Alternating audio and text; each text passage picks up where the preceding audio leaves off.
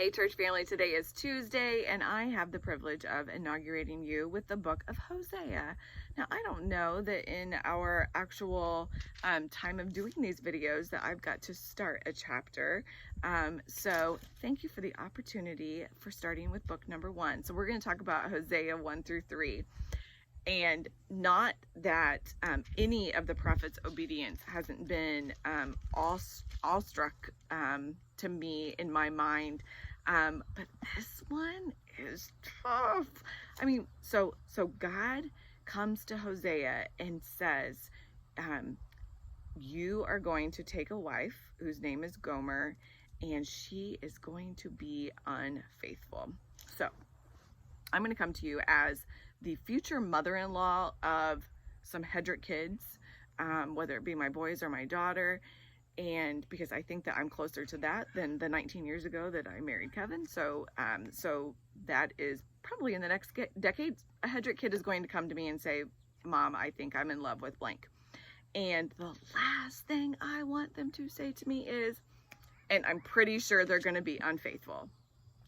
Okay, like, that is not what people go into marriage with. And so for God to ask Hosea to do this, and then for Hosea to say yes, this is just jaw-dropping to me.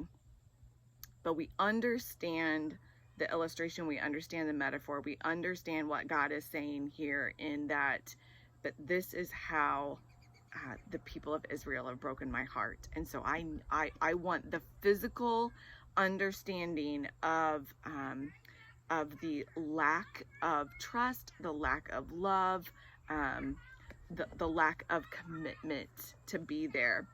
So he says yes, and there are children, and it's a little unclear like whose children are Hosea's and maybe whose aren't. But then we get to chapter 3, and chapter 3 is great.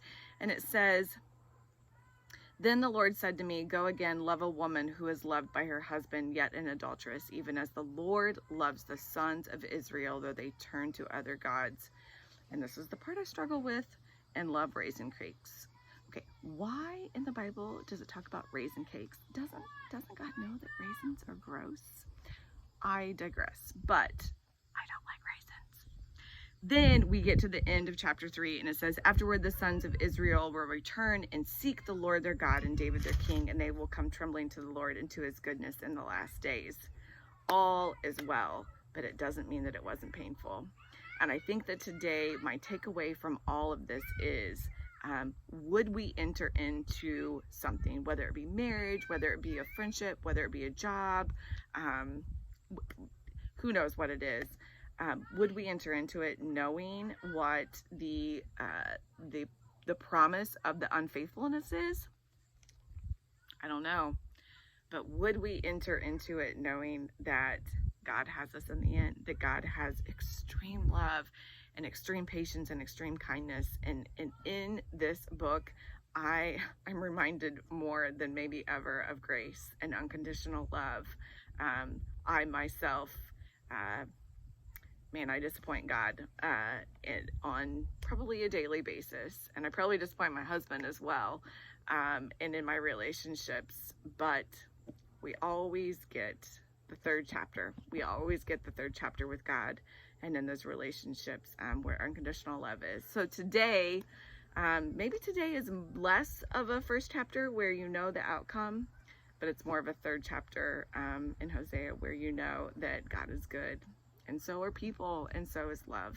And so today, I wish you a lot of days and a lot of prayers of third chapters. Have a happy Tuesday.